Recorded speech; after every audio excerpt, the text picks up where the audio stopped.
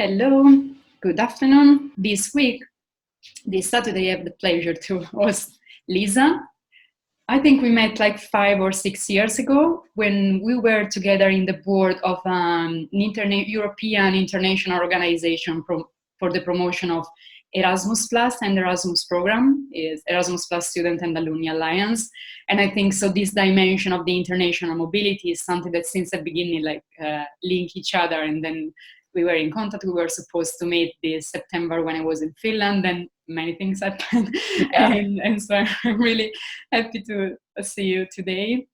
And the first question is, how and why did you get to Finland after your migration journey?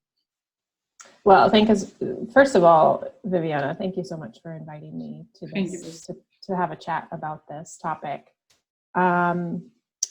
How did I get to Finland? Well, it's kind of a long story, but I'm going to try to condense it. So when I was doing my master's degree, I came to Europe, and I was in the Erasmus Mundus joint master's program. And so that program, you live and study in 3 different European countries.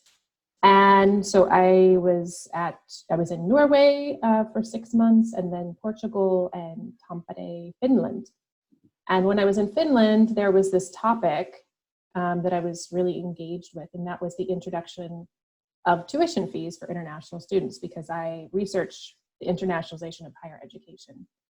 And so I became really just interested in this topic of, tuition fees, because here in Finland, there's no tuition fees for students, which is it was like bizarre to me, because in the US, of course, we have tuition fees. So I went back to the US to do my PhD and decided that that's what I wanted to do my dissertation on, was the introduction of tuition fees in Finland. So I got a 9-month grant, a Fulbright grant, and I came back to Finland for 9 months, and that was back in 2011. And here we are. So a 9-month grant suddenly turned into 9 years. So you never know. You never know where life takes you. And, at that time, my boyfriend, he came along with, and we had kind of talked about the labor market. And we thought for sure that he wouldn't find a job here in Finland, because the labor market is mostly Finnish language. Mm-hmm. And then when we got here, within, I think, the first 4 months, he was offered a job at the university where I was hosted. And it just kind of went on from there. I got a postdoc, and then I got a position, and it just kind of kept going. So here we are. We got married in Finland. We had a baby in Finland, and we're still here. Yeah, I think it's interesting what you mentioned, because for non-native English speaker, it seems that for an English native speaker, everything is easy, because everyone in the world, they kind of speak English. But you just mentioned that also in Finland, that you kind of speak Finnish if you want to get some kind of job or work opportunities. So actually it's not so easy even for an English speaking. Yeah, absolutely. Here in Finland, and the Finnish language is not an easy language. It's not like learning Italian or Spanish, or it's a bit different, and you really have to dive in and immerse yourself in the language. And we're still, 9 years in, and we're still learning the language. We have tutors, and we're still trying to master the language. So, but the labor market is very much based on Finnish language. Mm-hmm. And luckily, we both do research. So it's a bit different in the academic world, where English is the lingua franca. So we are able to get by, but we still need to have the local language. And I think it's actually a really important part of living in a different country, is to be able to somehow get along in the local language, even though my daughter tells me she's bilingual, by the way. Yes, that was about to ask if your daughter masters Finnish.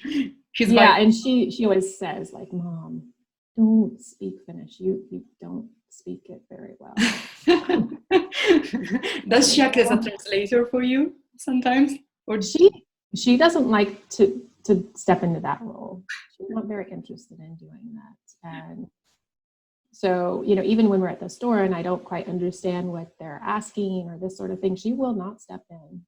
So she's, and I think actually the language learning, I've looked at a lot of the research with bilingualism, and kids categorize their language environments. Mm-hmm. And so I think when she's in these bilingual language environments, she tends to default to English, Mm-hmm. Especially when we're there. Yes. That's her language with us. So it's been fascinating. Mm-hmm. It is. And can you see also differences in the culture, in the sense that she is more Finnish than American? Or? Well, I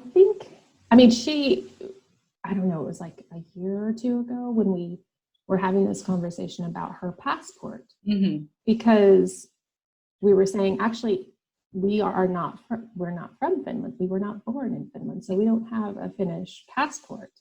And you don't either. She also has a US passport, Mm-hmm. not a Finnish passport. And she couldn't understand that because she thinks that she's Finnish. Mm-hmm. And she really identifies as being a Finn. And, but now I think as she's getting older, and we continue to have this conversation about passport, nationality, language, she's starting to understand it a little bit more, but she's Finnish. She's Finnish. Yeah. So... But I think when we go home to the US, uh-huh. all of a sudden, she's one of those children where she's really in tune with her environment. Mm-hmm. So she can kind of be a chameleon. And so like when we go to the US, she can become like this loud, very animated child. Mm-hmm. And here in Finland, it's like she knows her place. So she has to kind of calm it down a little bit. Wow. Soft talk. And it's quite amazing. Yes, it is so interesting. And speak about like the challenges, because before starting the talk, so one thing that we mentioned was you were supposed actually to go back to the US now in 2 weeks. So yeah.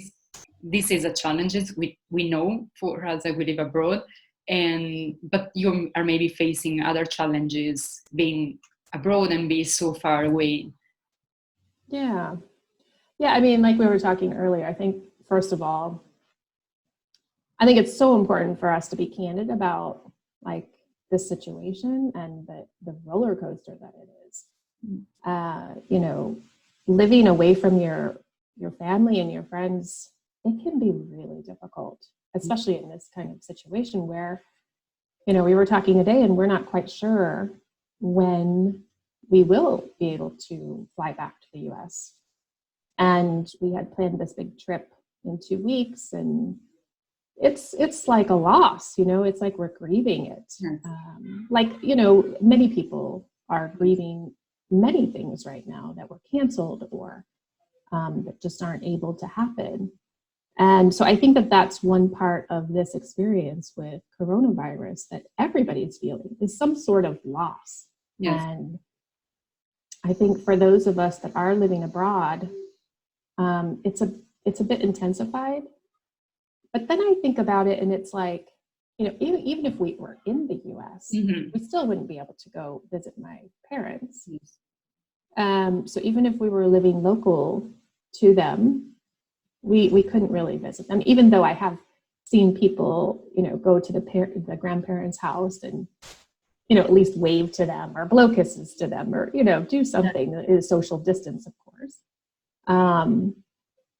But I think that's probably the biggest challenge for us is being so far away from family and not knowing when the next time is that we will see them and hoping that they stay healthy. So we were also talking about this earlier of how some of, our parents, like my father, he is very much like me. He wants to go and see the world and, always be active doing this and doing that. And so I worry that he's maybe a little too active right now, even though things are in quarantine where they live, but they're starting to open them up again. Mm-hmm. So Yeah, we'll just hope for the best, that they Yeah. stay healthy and get through it. But I think just this experience in itself has made us pause, especially like in consideration as to how we've built our life, because we've built a life that is very international. I mean, the work we do, the research we do, and our personal life as well. We have friends and family around the world. And so now it has certainly made us pause and go, well, wait a minute. Like, where's our local connections? How strong are those local connections? And where do we want to be in 5 or 10 years? Where do we want to be if there's another pandemic? Just like you had mentioned earlier. Yes. Where do you want to be with the next pandemic? I mean, let's hope that there's not another one in our lifetime, but chances are there might be. And so I think it's really just made us think about kind of these deeper questions of existence and where we want to be. Yes, that's so true. Like one thing you mentioned is already something that in other talk was mentioned, and it's actually like this sense of grief and loss. That is something that you already as an expat kind of, you have already like processed, or you already have faced, because you left your country and you left someone behind. So it's not the same of being there. But now is more, is different. Is another, you have kind of to process again. And also because what you mentioned, we were kind of like used to an international life. Yeah, you plan a trip to the US, but at the same time, you know that you can also take maybe the ticket for like the next week and go if needed, because it was so easy to travel, maybe also not so expensive if you needed to travel in Europe. And we took for granted maybe so many things that now we don't know how they will be. So in Malta, there were flights, Malta-Italy, they were like €9.99 or €12.99, was cheaper than going from one place to the other by train in Italy, but probably will not be the same. And Malta is so close to Italy, like 2 hours by flight. And our life, we're so international, our friends were all over the places. And now also this question, where I want to be, where I will be in the next like 5 years, or even next year, maybe I will. And if I want to be in two places, as I was mentioned before, no, maybe I would be between Malta and Italy, but could I, like, because it would be so easy to travel again, or it will not? So there are many questions, I think. Yeah, and it kind of makes you do a little bit deeper soul searching than we have been, I think, about how we built our lives, and does the international life work as well now that these types of situations may happen in the future? And so it's definitely, we just like I mean, I think we've taken a pause to really think about some of these more strategic questions about life and where we're going. But then, of course, you have complications to that, because for us, and I think you mentioned this also earlier, is like where your social system is. So like we can't just easily move our life back to the US, because of course we have jobs, but then also we don't have health insurance in the US. And that's huge, especially now, right? I mean, we don't want to take our family to the US in this moment when we don't even have health insurance. And like the US health care situation is bad as it is. And without insurance, I mean, it can get very bad. So, there's also kind of systemic barriers to going back to our home country, which I never thought would be an issue.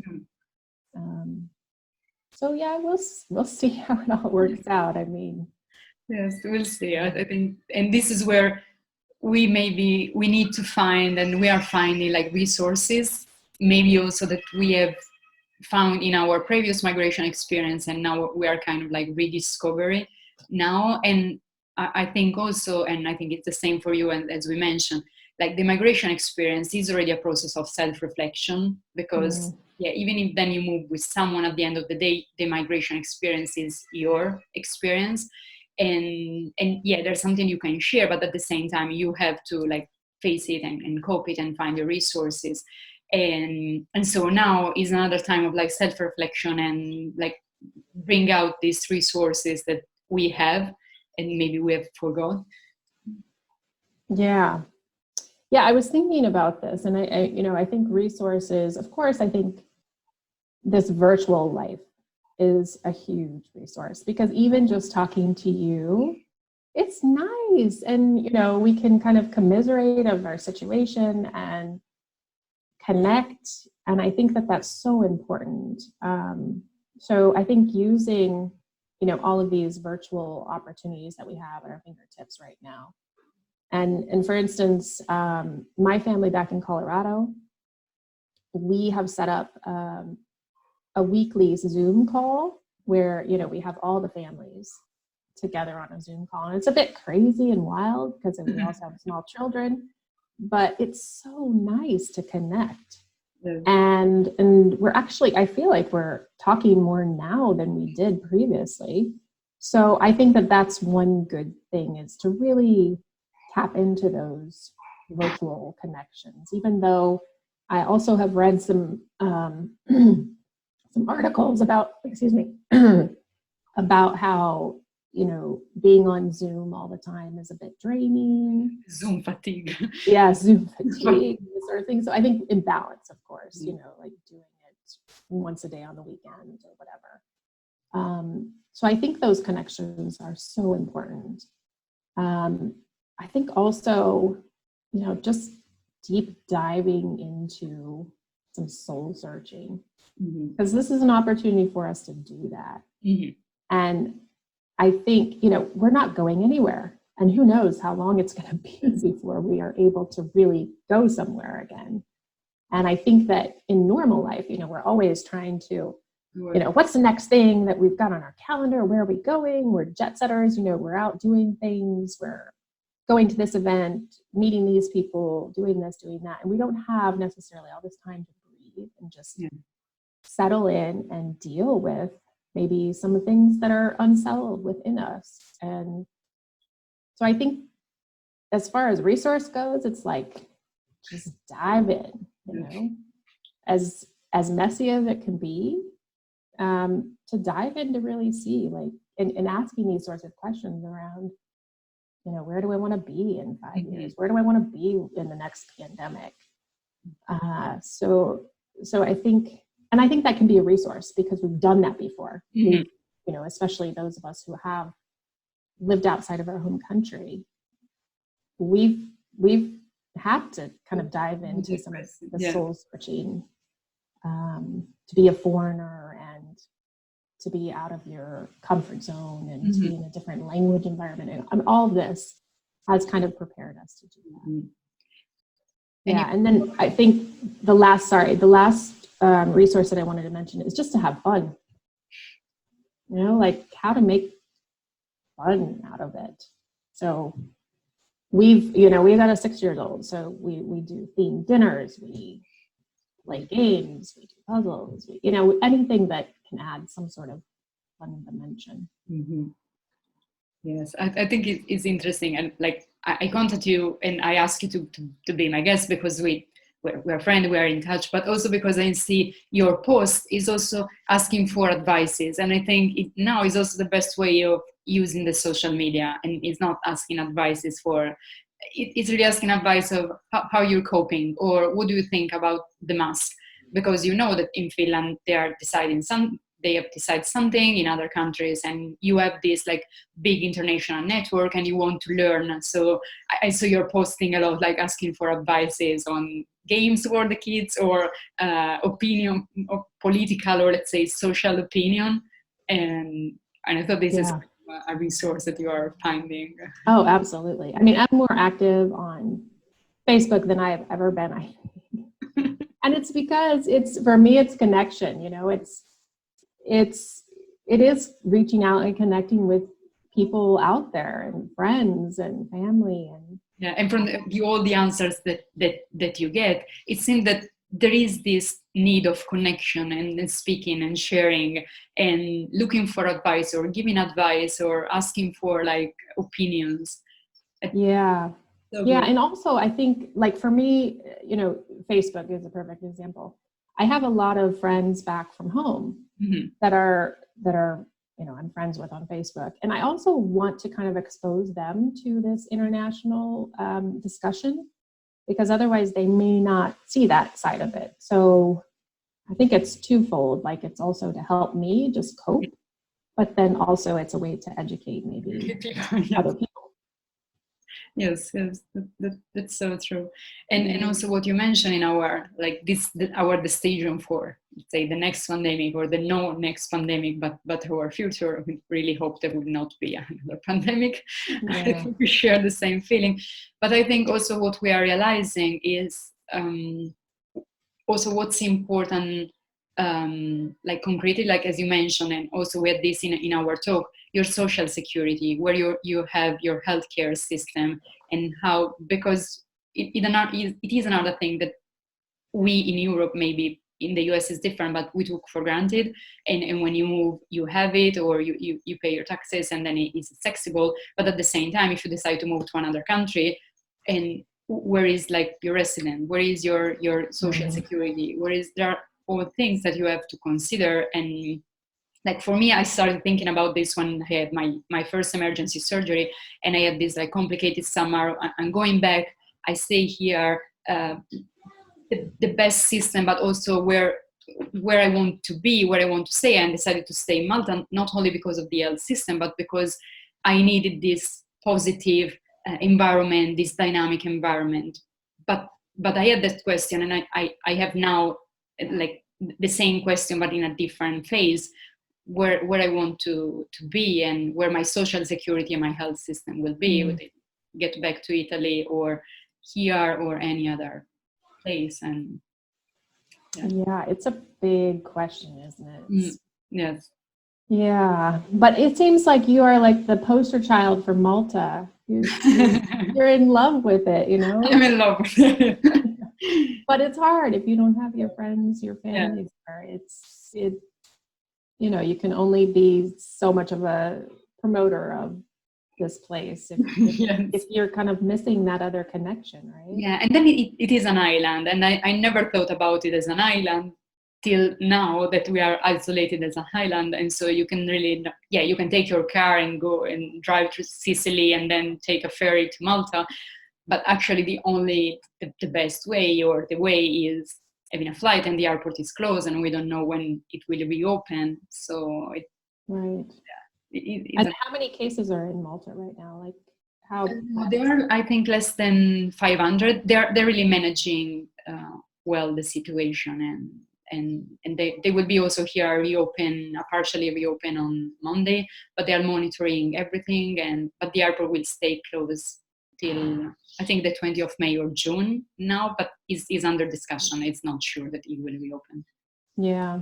I mean, in Finland, it's kind of similar. They're gonna open schools I think it's on the 14th of May. And so they're kind of slowly starting to open things because the curve has flattened. Mm-hmm. But I think another aspect of, being an immigrant is trying to access the local information about coronavirus, right? I mean, how do you do that? How do you navigate it? And for us, I think for me, it's really draining to navigate it, because I do have to translate some articles, because not everything is translated into English. And so you don't know what kind of information out there. And for me, like, I also want to hear the debate, what are the locals? Yes. What's the debate about wearing masks or opening the schools? Like, I want to know that debate so that I can be informed. Yes. But it takes a lot of energy to kind of every day with what's going on. And I don't know if also this happened to you, but I research, and it's happening, that if you are like, I'm Italian, and Italy was one of the most affected countries in Europe, and you're from the US, and the US. So even if you are living in a country that is managing well the situation. You are kind of have also this other part of you that is like, yeah, wait, maybe it's too soon to reopen. Maybe you know that here there are less cases, they're managing, but at the same time, it's kind of like half of your mind is in my case, in Lombardy or in Italy. And so I'm worried, even if the local context is totally different. Yeah, completely. I mean, I am navigating both situations, like what's going on at the local level here in Finland, and then also what's going on in the US. And in the US is so huge as well. I mean, yeah, I can follow it from like a nationwide perspective, but then I also want to know what's going on in Colorado because that's where my family is. So it's a lot. And I think, you know, you have to balance how much you're taking in. At first, I was just like constantly reading about it. And then I was like, okay, I need to take a break because this is not healthy. No. And so now I figured out a healthy balance is, well, I think I have, I don't know, as to, you know, how to navigate the Finnish local context and then also how to keep up with what's going on in the US. So it's constantly a balancing act. Yes. That's true. So we're almost at the end of our talk, and now is the time for the message to your country, your family, your friends. Oh, I might get emotional. Yes. Just that, I mean, I wish I could speak this in a different language, but we all know it. Just, I want to send like heartfelt love and resilience to the US people, especially to New York right now, because New York is really, I mean, it's similar to the Lombardy region right now. It's really bad. It seems like it's getting better, but just tons of love and resilience, and stay safe, stay home if you can. That's the biggest message. Yeah. Yeah. It's still stay home, stay safe, or like behave properly. Yeah, exactly. And in the US, you do need to wear a mask. I mean, in most places, it depends on the state, but that is one thing that they are regulating there that they're not really regulating here in Europe so much. Yeah. Lots of love. Lots of love. Thank you so much, Leasa. And thank you so much. Also to you, your family, take care. Yeah, and this is such a great idea, Viviana. Thank you for inviting me. I really appreciate talking with you. Thank you very much. Bye, and see you Wednesday for the next show.